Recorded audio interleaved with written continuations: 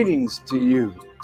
I am Minister Louis Farrakhan, National Representative of the Honorable Elijah Muhammad, that great preacher of freedom, justice, and equality to the Black man and woman of America and the Western Hemisphere, and to the Aboriginal people of the earth, the eternal leader of the Nation of Islam, and a warner to the government and people of the United States of America and the nations of the earth. Our subject today on the 36th edition of The Time and What Must Be Done is from the teachings of the Honorable Elijah Muhammad, titled, Farming is the Engine of Our National Life. Many of us who pursue a profession in life never give a second thought to the fact that farming and agriculture is the first profession that Allah God introduced to man. If we study the book of Genesis, which represents the beginning of this world, and it also represents the beginning of every nation, God, after he worked 6 days, creating the heavens, the earth, the rivers, the lakes, the fish, the cattle, the herbs, the insects, the trees, the birds, the bushes, he lamented, saying, and there was no man to till the ground. So in the second chapter of Genesis, the 15th verse, it reads, and the Lord God took the man that he had made and put him into the Garden of Eden to dress it and keep it. According to the dictionary, to dress means to make or set straight, to prepare for use or service, to add decorative details or accessories to trim, to ornament or adorn, to cultivate, to tend. God gave Adam earth, but in the breathing into Adam of his spirit, he had to give him the knowledge of how to do what he asked him to do. If Adam was to dress the garden, he needed the knowledge of how to cultivate what he had been given. So the gift of God to man is earth, and also the knowledge of how to dress it, and the fowl and the cattle that are on that land teaches us that the second profession after farming is animal husbandry. The point that we are making is that the first profession as the basic support for all labor and all divisions of human labor is the labor of tilling the ground, farming, feeding oneself, and taking care of the gift of animals that the Creator has given for the benefit of man. So farming and animal husbandry are the first professions and are the engine of every nation. What makes one a slave? One of the things that the black codes and the slave codes did to black people was that we had no right to own land. Blacks were prohibited from buying or renting farmland except in designated all black but white controlled areas. Black people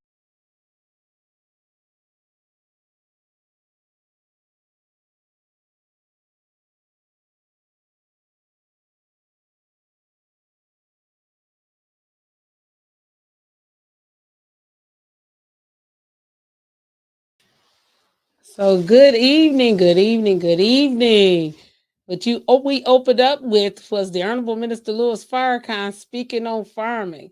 But before we get all the way into the show, I'm going to stop for a second and allow Mickey to give you the disclaimer. The views of Sister Muhammad are not the views of 810 News Media Group, but we do support her. Thank you, brother Mickey. Appreciate the support too. But we always want to give that disclaimer just in case if I slip and say something that might not necessarily be the views of 18, and we want to make sure that they are definitely protected because I appreciate the ability to have a platform to be able to present to you some of the things that I've learned and some of the things that's necessary for us to learn in our community. So we started out with the video that was of the Honorable Minister Louis Farrakhan. Back in 2013, he did a 58-part series that he played every Saturday for the whole month of 2013. And he got ill for a minute there. So when he was off, he made those weeks up and still kept going through. And you'll find the link to that video. It will be inside of inside of our messages, inside of our comments, and also the link to the Final Call article. That's the written out copy of this particular lecture, where he talked about farming being the engine of our nation. In order for us to start, he said, we don't think about farming as being essential to being able to live, because many of us don't even look beyond the canned goods that's on the shelf, or even the fruit and vegetables that's on the fresh food section. We don't look beyond that. We don't look beyond that. The meat is already there, chopped up for us in packages, prepackaged for us to purchase and to buy. However, vegetables, fruit, the meats that we get, they started out on the farm, and somebody had to learn how to cultivate the soil that is grown in it. I've learned a lot of things about farming just by sitting around and listening and doing my own gardening at home. Now, I will tell you this, it's a task and it does require a lot of work. Not too much work, but guess what? If you got several people helping to till the earth, helping to cultivate it, helping to pull weeds, that kind of stuff, then it's not a lot of work on one particular person. Every year I seem to be able to grow tomatoes very well and peppers. I'm just going to tell you, I've grown some beans. I even grown a few hills of okra. Some of y'all don't like okra. I like okra, so I wanted to try and see how well I could grow it in Michigan. But I did. I grow some okra. I've grown corn out in my backyard. I grow some pumpkins. I grow some squash, some cucumbers, some different things out in my yard. I had one year I grew potatoes in my garden, which was interesting, a very interesting thing to do. And hopefully we can bring more information to you. But there are companies and businesses here, not a plug for any of them, but like the state cooperative extension service offer free gardening classes. There's a lot of people around here who's doing that, and that's something that I'm hoping that as a community we can start to learning to do some of those things. If you got pots and containers, you can grow stuff in containers. Some people grow stuff all year long. Yes, here even in the cold winter of in Michigan, cold Michigan winters. There's people who have hoop houses, what they call hoop houses, look like greenhouses. There's a couple of them that's right here in the city of Flint. And they grow vegetables and some things all year long. There's some things that are grown better in the fall. Many of you all like greens. Greens is something that's grown better in the fall, especially they say after that first frost hit it, that's when they taste the best. I don't know. I eat some greens. I eat mostly mustards. And occasionally I have had some turnips. I have tasted collard greens. I don't eat them at all. I don't eat collard greens at all. I don't eat the turnips, but I do eat mustard greens. And they're pretty, they can be pretty good. So I'm just saying that there's different things that we grow. We only think about it from the grocery store to the house. But it had to get to the grocery store some way, had to grow, and had to be tilled. One of the things I've learned, and I'll just say this, we actually have our sister who is the eldest daughter of the Honorable Minister Louis Farrakhan, who was teaching a class on how to grow soil, how to make soil. And you say dirt, is plenty of dirt out there, but all dirt is not good dirt. She was growing soil, composting. She was doing the compost. She was showing us how to make it grow, how to put the leaves in there, how to, you have to add different things to it, which is natural stuff. I mean, you got food scraps. When I say the food scraps, I'm talking about the vegetables, not all of that other crazy stuff that we put in our foods, but vegetables and things, and doing them and putting them into a composting bin so that way it can help to grow good soil. And you'd be surprised. One of the things I learned by listening to them, the Honorable Minister Louis Farrakhan was going into a lecture, and he was talking about how they make and draw worms to the soil. Now, a lot of us don't like to deal with worms, but if your soil don't have any worms in it, it's not good to grow in. And I'll tell you why. The worms actually, they say, take out, I think it's close to 95 or more percent of the toxins from the soil. So when you grow in things, you want the soil to be toxin free. You can't have it toxin free without the necessary bugs and critters out there. Just learned that the roly polies that, that we don't like, because I don't like those little things, but they are necessary because they pull the metals, including lead, from the soils. So when you see a lot of roly polies, that means you must got some metals or some things in your soil, because they're feeding on it, and they are necessary. Just remember, all critters, all things around us, God put them in place for us for a reason. We have to have those things to grow the necessary foods for our health and nutrition. Growing up, growing up in the projects over on Carpenter Road, a lot of people laugh because I say, yeah, I grew up in the projects, but the things that my mom had us doing, like she would leave a basket of green beans and tell us to have them snapped by the time she come home from work. We couldn't go outside and play till we had those green beans snapped. You all know about eating them off the table, but you don't realize it's a work in a process. Because she would either what they call blanch them or flash them with hot water, and then after they dry, she put them in the freezer. That helps them to freeze better and to be better when she get ready to pull them out to cook. And it's like for having fresh beans. Or she would prepare them to be able to can, so she could put them on the shelf so we could use them and eat them at a later date. They're completely cooked, completely finished. Only thing we have to do is warm them up, and it made it easier when she got ready to prepare meals. We also used to have to shuck corn. And a lot of times when we go in the store nowadays, we shuck corn, but we don't realize that the corn that we're eating is so full of pesticides. Some of the things that they use to kill off some of the things, when the bugs and the things, and to save the crop. I understand that. But if you're going to have to use a pesticide, make sure you check it. Make sure that it's a pesticide that's friendly with human bodies, because I remember shucking corn and they used to have the little small silkworm. Sometimes it would have a worm in it. We didn't squirm about it, but think about it. If the insects don't want to eat it, you probably shouldn't eat it either. That's how you know it's not healthy, because the bugs don't want to eat it. The bugs tend to go to and eat the things that are good and nutritious and healthy. I remember several years ago, um, the Nation of Islam owned about 1,200 acres or more down in Georgia. Beautiful farmland. Dr. Ridgely and Sister Ann does a wonderful job down there. They got others helping down there with the land down there and helping to do things. People in the nation take time, vacation time, come down to the farm to help with tilling it and pulling up weeds and stuff. And we have an annual event. We all go out and help. Well, he had been getting very good watermelons, and I had brought some. We had some here in Flint one time, a couple of times that we sold, and people was calling us back again, and they was looking forward to it. Unfortunately, the last couple of years, between the rain and some of the other stuff, we didn't get a good crop of watermelon. But the one thing that he told us, he said he looked out and the deer was eating the watermelon. They was taking and smashing the watermelons and eating them with their hooves, knocking them and opening them up. So just know, he said, I wish they would just go over and eat the stuff that didn't turn out to be good. But no, they ate the stuff that was good.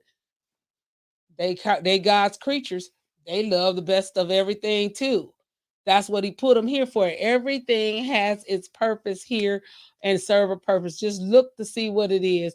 So I gave you a couple of the purposes of the worms and the purposes of the roly polies. Don't kill them when you see them.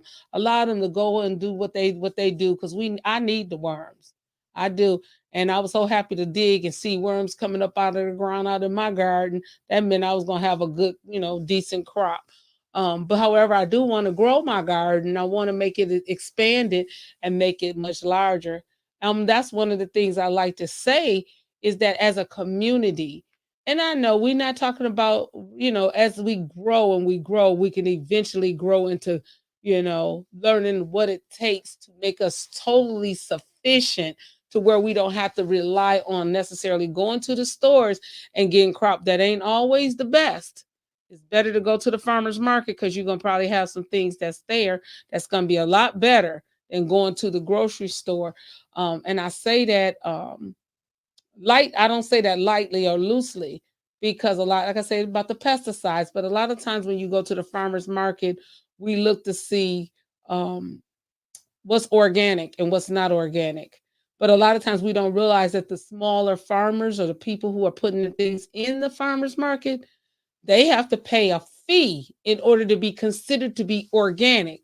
But their vegetables are probably more organic than the vegetables that's labeled organic, if you understand what I'm saying. Because they don't have the monies to pay, or it's ridiculous to pay the government to label their stuff organic. It's a money making business.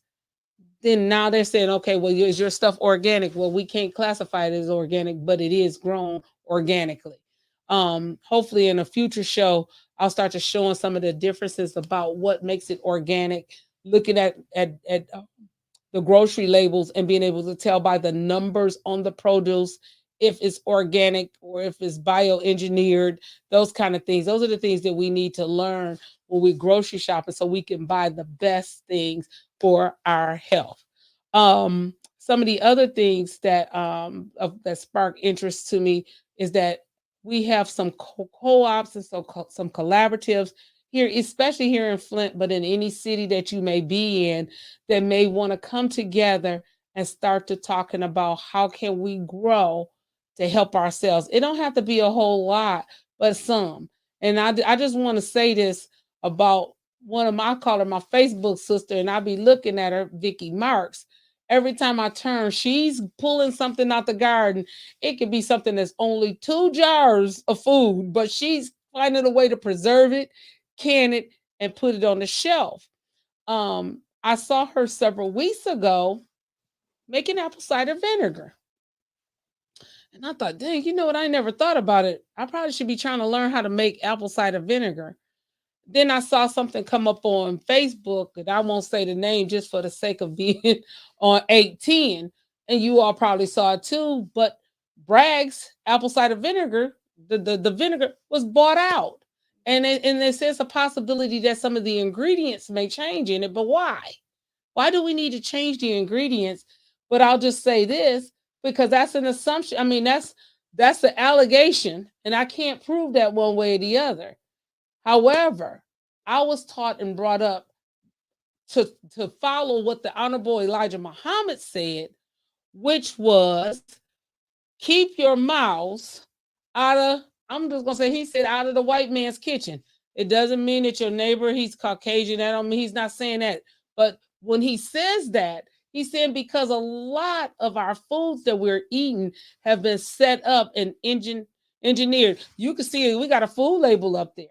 Yeah, we're gonna bring a food label on because I want to talk about this food label. And so I'm gonna be looking a little bit away from the camera just to show you some of the things that we be surprised at what it is that we have in some of our foods.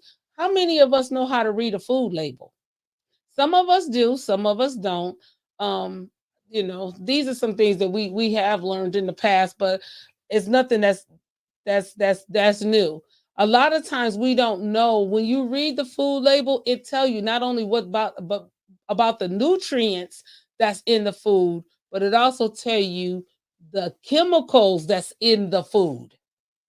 And I say chemicals because if you can't read the words, if it don't say eggs, flour, If it starts saying bio something, something, something, or poly something, something, something, you need to ask, what is the poly? Like poly and monos, what is it? Diglycerides is a fat. That's fats. And you need to know. So now, is it a vegetable fat? Is it an animal fat? Some of us are vegans or vegetarians. That means we shouldn't be eating it if it's animal fat. However, some of us don't eat pork. And some of those fats that's in the food, guess what? That's there is pork. I remember going on vacation with family and friends, and I took my own bread because I knew what breads I had to eat. They liked the bread, so my bread disappeared quick and fast. Normally, I wouldn't care because I could just go to the store and buy another bag, a bag of bread. But guess what? I couldn't find any bread anywhere close to where we was at that did not have, it didn't have, that had pork in it. All of them had pork in it. So I was without bread the rest of the vacation. And it wasn't anything that my family didn't do that to be funny. They had no clue. They didn't realize that the stuff that be in your foods, what it is. And it sparked a conversation. Read the labels. You'll see. So, like this label right here, it tells you how much sugar is in the food. It tells you how much fat.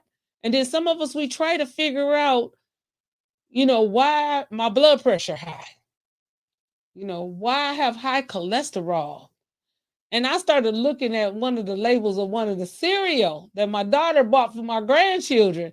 It got so much sugar in it. So one of those children ain't climbing across my roof trying to find a bedroom. Really. And we wonder why our children is labeled as having ADHD. Did you all know it's a lot of sugar in the toothpaste that you use? And then they say they can't figure out why you got cavities because it's high in sugar. Keep you going to the dentist. Keep the dentist with a bill that he can always make money. And I ain't trying to take that and take money out of nobody's pocket. But we have to think about it because overall, guess what? It's our health that fails because we're not paying attention to a lot of the labels. And in another broadcast, I'm going to be bringing out and showing you some different signs and symbols that you see on different foods. You'd be surprised. You got, it's a difference between the different kosher communities. Some koshers means no pork. Some koshers means it could have pork in it. And it could be where they're preparing it. So I'm just saying these are the things that we got to start being aware of as a community. I hate seeing a parent. Well, I'll just use my household because then that way I'm not talking about anybody else. But my grandchildren wake up on 10 if we could get them awake. Then they on 10. They on 10 all day long. They go to school. What they give them? Pancakes, syrup, fruit juice, or a fruit cocktail because it ain't real juice. What else they may give them? Some cookies. You like to give children a little piece of candy. Look at how much sugar they done had in the course of a day, and the teachers can't understand why they can't get control of the children. Why are they so hyper? And then they come home, they still on 10. Because guess what? They had a snack before they left school. So now mama and daddy got to deal with them on 10 when they get home. Y'all know I'm telling the truth about them babies. Y'all come on, come on, come on. But we feed them these different things and we don't pay attention to the label and see how much sugar is in it. Yeah, there's a lot of sugar. Guess what? Fruits have sugar in it too, but it's a natural fruit. That makes it different. Be careful about reading those gummies and all that stuff talking about with natural fruit juice. They do have natural fruit juice, but then they got artificial stuff in it too. So make sure you read the labels and see what you got in that food. We want to try to get our children a little bit better under control. You know, it, some children do have some chemical imbalances and they need some things to help them get chemically balanced. I don't deny that. I've worked in the schools for several years. And I've worked with special education. I work with the children. I had one little young man, sweet as he could be. He came running down the hall when I'm trying to take him in for one of his therapy sessions. I'm like, my God, I ain't never seen you. What's wrong with you? He said, oh, Miss Audrey, my grandmama out of town. My mama don't know how to give me my medication. But he running and zipping, and he knew what was going on. He had no control. I couldn't even hardly get him settled in control. But we had a gentleman who had worked with him longer than me. So I took him to him, and we called and tried to find a way to make sure that when grandma's not in town and mama don't know exactly how to give him his medication, don't ask why mama didn't know how. That ain't important. The baby didn't get his medication. But when they not there, somebody got to come in and be that vice Jared, and make sure that it's taken care of. And sometimes that do fall back on the schools, because what is not happening at home, we got to still make sure that the child, we all have a responsibility for the child. So we can't throw it on one entity at all. We all going to take responsibility. Remember, this is a village that we're trying to build. It's not an individual household. We say a village. And if it's a village, that means we all got to take responsibility to try to help and see what we can do. Sometimes mom and daddy can't get through to their own children. That don't mean that they ain't a good parent, but they'll go talk to the neighbor. So now the neighbor got a responsibility to that child to help make sure that child going in the right direction. That's the responsibility of the village. So let's just make sure we keep that in mind. But back to the foods. So we see that that's just crazy. Like I say, the sugar. Go to the store and read what you think is healthy and read the sugar content in it. Then take and scroll on over and see what the fat content is in it. And then you wondering why, like I say, why we got high blood pressure, high cholesterol, we stroking out, we don't understand what all is in it and what's taking place. And sometimes, with sugar, you can go to a high and then crash, and then you sleepy, tired.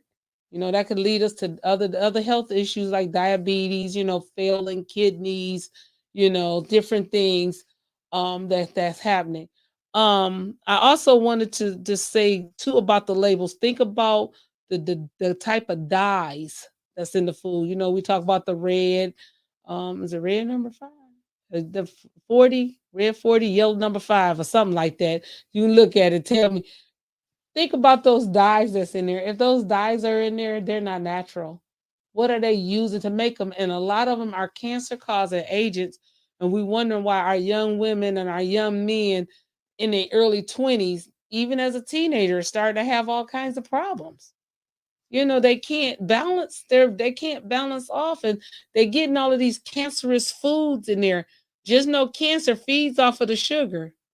So if you got cancer and you still eating and consuming a lot of sugary foods and drinks, you're feeding that cancer, and the cancer ain't gonna go away. It's not just gonna go away anyway, but it's definitely gonna have something that it's gonna be using to help keep it alive, help keep it growing. We talk about the different things, even and this isn't gross, and I want to say it. We talk about our body overproducing in yeast. And most of the time we think about women with that, but no, anybody can grow a lot of yeast. Babies have it because they feed on that sugar, and it's producing in normal and in hormonal imbalances and things in our body that's producing those kind of things. Increase in having to go to the bathroom urgency to use the restroom. Guess what? A lot of sugar will do that to you. Okay.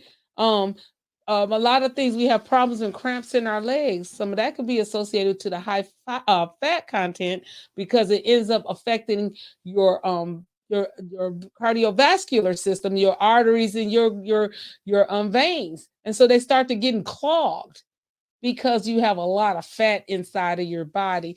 We all I can take a look. I'm gonna tell you, I'm gonna look right dead in the mirror, because I'm talking to myself too. I'm not just talking to you, because a lot of the things, as we learn better, we do better.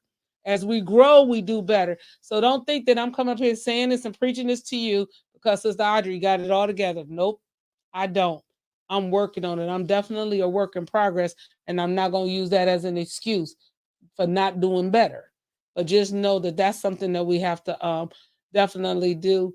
Um, I just want to ask a question to Brother Mickey. Did Tanya, Councilwoman Tanya Burns talk? She said she wanted to talk about fibroids and something else. Did she get a chance to speak on it? Okay, so I'm not gonna talk too ahead of that because I know said she wanted to talk about that, but just think about a lot of that is feeding on your diet, whatever it is that you eating. And I'm gonna try to let her get somebody else on because I don't want to talk ahead of her. But just know because I was gonna say something too about that too, and then I heard she was gonna say something. I was like, oh, that's right in alignment. I say that's the stars, that's God's stars lining up when you find that somebody else is thinking in the same way that you thinking and they want to talk about some of the same things that you talk about. That's the stars lining up. But just thinking about it, just think, women, about the feminine products that we use. We don't understand some of the chemicals that it is even put into that make you have even heavy cycles. It make you have where you got to have a hysterectomy at a young age. We say the female problems. I think last week I mentioned about the deodorant and the aluminum that's in the deodorant. It's also in sanitary pads. So those kind of things is seeping into your body and causing problems. And if you didn't catch it last week, we talked about the aluminum being in the deodorant. We're using that under our arms. And aluminum is a cancer causing agent. It also is found heavily in the cadavers of those who had Alzheimer's. They found aluminum particles in the brain of those who have had Alzheimer's. And that's something that's not good. You don't never know that you have that. They can, when they diagnose you with Alzheimer's, it's usually based on your age. It's based on the behaviors that you have. It cannot be distinctly diagnosed. There's something else they use they say they can give a more distinction on Alzheimer's, but the true way is when you die, they look and see your brain and they see that it's aluminum in the brain. So I have to say that and bring this up. My book that I have, How to Eat to Live, by the Most Honorable Elijah Muhammad. He wrote these books. He got book 1 and he has book 2. Just letting you know, there's 2 books. We've been reading and studying from it. First thing, if he was given this information by Master Farad Muhammad, he is the messenger of Allah from God in person, Master Farad Muhammad. And when he told him, the first thing that he told the people when he made his presence known, probably before he even made his presence known, but he made his presence really known in 1930, but he had been here for a while in America. The first thing he started telling people was what? Remove them aluminum pots and pans, cooking utensils also, and to stop eating pork. The aluminum we didn't question anything. I talked about it last night. We didn't question anything that we was told. We heard and we obeyed. Like I said, I grew up not eating peanut butter. I didn't know why I didn't eat peanut butter. I didn't know why I didn't eat peanuts growing up. Later on, after 75, we went back and read and studied it. It's because the peanuts, however you swallow that nut is how you pass that nut. Your body don't really digest those nuts. And because you bite them and you chew them, they actually put little cuts in your intestines. Not only did the Honorable Elijah Muhammad say it, but it's in books, in health books. So this didn't just come from him. It came in health books because everything he wrote in here has been backed up, has been proven. Nothing has been proven to be wrong that he put in any of the books, but in particular, and that's How to Eat to Live, because that's what we're talking about today. Everything he has in these books have not been disputed or found to be not true. It's all been the truth. And but we like I say, we heard what he told us and we obeyed. My mother was very strict on cooking. I was reading something out of here in my class, in my women's class, and it was saying it's better to boil your meats and boil your food than to bake and to fry it, because baking and frying is also, it makes the food hard and harder to digest. And I was like, I remember growing up, my mother used to boil our food all. We always had a whole bunch of boiled food. It tastes good to me.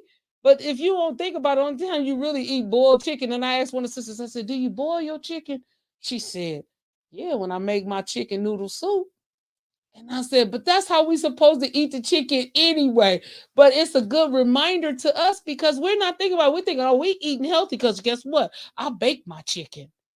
But you making it hard. And I'll just tell you, he said you might as well eat it raw if you're eating it baked and fried. He said it's just the same. When I saw that, I just sat back and looked like this. I did one of those things. I know, hard reality. Like I say, I'm not haven't gotten there yet. I'm on the pathway to getting there. So just I'm not saying anything to you. My brother Mickey go pass out over here. I might have to get some smelling salt in a little bit to revive him, to revive him. But brother Mickey, this way you over there sitting there. I was sitting in the class like I like peanut butter. I like peanut butter. It tastes good. But you know what? Let me tell you something. My mother made a good alternative to peanut butter. She took sunflower seeds and made a sunflower butter, like, and it was like the peanut butter. So she made it. She kept adjusting it. She put a little bit, she did put some sugar in it, a little bit of oil in it to make it smooth and creamy. But that's how they make peanut butter. And so she did it, and she, put some salt in it because you got to give it the different stuff to give it the flavor. Because usually if you eat sunflower seeds, you don't eat the sunflower seeds just as a sunflower. They done got baked, they done got roasted, they done got salt on them or some other kind of seasoning on them. So she seasoned them to what we liked, and she made us some sunflower seed butter. Now, I ain't gonna tell you no story. I haven't made it, but I sat there with her while she was making it. And may Allah be pleased with her. She been dead since 2009, so I ain't had none in a long time. But just know that it does taste pretty good. There's a lot of different alternatives to some of the foods that we eat that we're just not used to it. So, I just want you all to think about that, especially this week. If you get a chance to go out or just go to your cabinet and pull out any food item you have, by law, they have to have a label on it because they have to tell you the serving size so that way you can be able to adjust yourself and your diet. Because some of us is on a regular diet, which I think I was reading 2,000 calories a day is what will help maintain the weight that you are. So that means if you lower the amount of calories that you intaking in a day, you will lose weight. So if you look at the label and the label says 1 cup is a serving size, and I'm just giving you a hypothetical number, and 200 calories is what you get in that 1 cup, then no, that's 200 calories you got. Now you got, if you're doing a 2,000 calorie diet, now you got 1,800 more calories to go to get there. So we got to think about that too when we start to talking about, being healthy. I know sometimes we got to have them little cheat days, but guess what? When you cheat, count the calories, still keep yourself within the same calorie amount. So, like if you go off course, you say, "Dang, you know what? That chocolate cake just looks so delicious." We've all had those days. Or you know what? I think I'm just gonna have a sneak and have me a cup of pop, which y'all know is not any good. We all know it. We all done been victimized by. We all done had a little taste of some pop, some soda, but just count the calories and that will help you out. So I just wanted you all to know that. I'm going to show you, take another quick peek at this book right here. And I know I'm going to get in trouble for it, but this is a book that we in our class, and this is my invitation for you all to come out and visit us. This is a book that's called How to Cook. And we're getting ready to start learning how to cook and prepare food properly. Yeah, most of the MGT can throw down. We can cook properly, but I already just told you about some of the food choices that we was making that ain't necessarily the right way. But we're gonna learn how to make it to where it's even more appetizing for us, because you could make a lot of different foods that you don't like and make them appetizing. And guess what? You'll like to eat it. You know, we know that, I'll just talk about me. And it's not because I'm bragging on me or dumping on me, because I just don't want to talk about anybody else or anybody else get offended. Put it like that. I don't like string beans. However, I'll eat them when they fresh. And I seen somebody take them out the can and they dressed them green beans up so good. I ate them. And I ain't trying to I ain't giving no plug out to nobody, but my old classmate, Thurman Cisco, brother can throw down.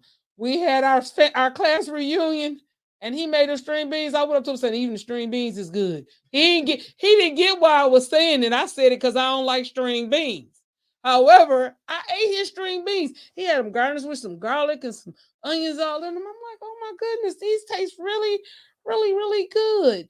But I'm not a green bean eater. But that's what I'm saying. If you learn how to cook and prepare foods properly, guess what? You can get children, you can get even children to eat certain things. I saw a sister cook some lentil beans. She wanted her children to get some broccoli. They don't eat broccoli. She scraped them and scraped the florets off of them, and they was inside the bean soup. They didn't know they was eating broccoli, but she got it in them. She had to trick and get a way to get it into them in a way that they didn't think. Had a friend told me he don't eat tomatoes. I put it in some bean soup. He was throwing down on the bean soup. He didn't even realize tomatoes was in it. I said, but you ate it, had tomato paste in it. He said, I'll eat the paste, but I don't eat the tomatoes. I didn't let him eat it. I said, go ahead, eat it. You all right? He ate the bean soup with tomatoes in it. So that's what I'm saying. If you learn how to properly cook and prepare foods, you can learn how to eat things that you probably thought you never would like to eat. Yeah, I'm talking to y'all okra people that don't like to eat okra. I'm just teasing with y'all eggplant people that don't like eggplant. No, I definitely don't like it. There's a lot of ways you can cook eggplant and you'd be surprised at how you would like it. So I just wanted to introduce that to you. I would like to close us out today by telling you all that you all are definitely invited to come out to visit us. Visit us at 1417 Stevenson Avenue, Stevenson Street, right at the corner of Stevenson and DuPont. It's the Old Prince of Peace Church across the street from Ballinger Park.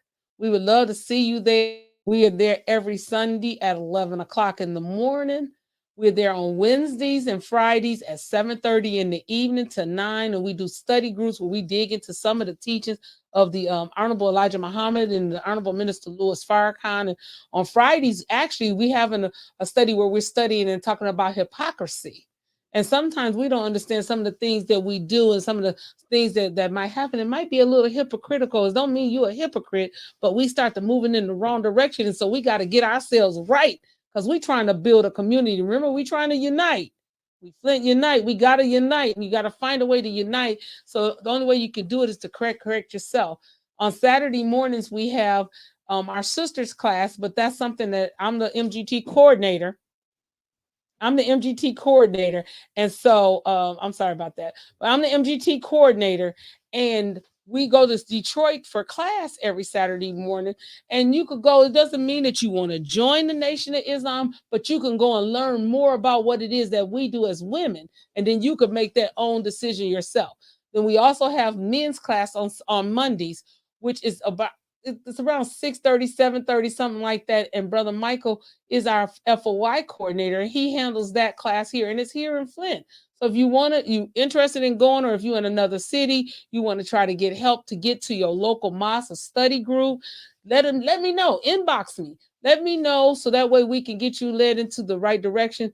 So please, please, please, please, Brother Ishmael, we welcome him to the city of Detroit. He's been in the city for the whole weekend, going out in the community to talk to some of our community leaders and speaking at the mosque and things, because what he wants to do is he want to get us prepared for Savior's Day coming February the 25th, 2024. It's going to be in Detroit. It's going to be at what we known as the Cobo Hall, but it's called something different now. They changed it a couple years ago. It was something different. Now it's something else different. I don't know, but it's the old Cobo Hall. Just know that if I say Cobo, you'll know exactly where I'm talking about. And he's going to be there on that Sunday the 25th. We're going to be giving you more information. I know that there are several buses that will be going out of Flint. I am myself sponsoring a bus, and then I know there's another bus that's going. So please support us. Please join us on those buses. I'm going to tell you within the next week or two, I'll be starting to ask and see if anybody willing to give donations to help to fund the bus for those who are less fortunate and can't afford to ride the bus. We want to start to doing that. I'll be giving more information definitely for that. But on that Sunday, the 25th, is the Black History Month crowning event where the Honorable Minister Louis Farrakhan will be giving a live lecture. And yes, he will be in Detroit. We have a whole weekend of plenary sessions and play things and the information that you can learn about different things, not necessarily of the Nation of Islam, but just how we have to be cohesive and cohabitate. We all need to be able to be a part of this engine to make it run. So until the next time, I think I said everything. Did I? Nope. I won't forget this week.